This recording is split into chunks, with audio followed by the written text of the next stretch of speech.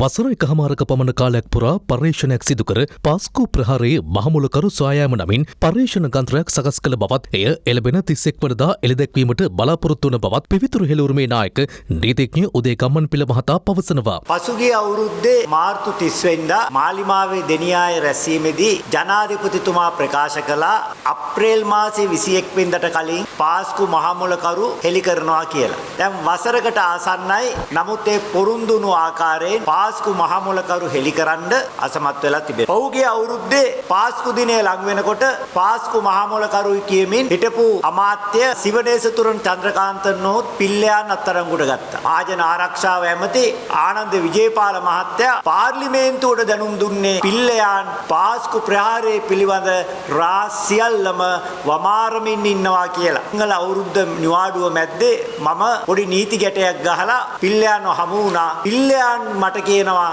පාස්කු ප්‍රහාරයේ පිළිබඳ මම දන්න දේකුත් නැහැ, කිව්ව දේකුත් නැහැ. මගෙන් පාස්කු ප්‍රහාරයේ පිළිබඳ එකම එක ප්‍රශ්නයක්වත් ඇහුවේ නැහැ කියලා. ඊ අවුරුද්දේ පාස්කු සංවත්සරය ලඟ වෙනකොට රටට පෙන්නවා පිල්ලයන් නාඩගම. මේ අවුරුද්දේ පෙන්නනවා සලේ නාඩගම.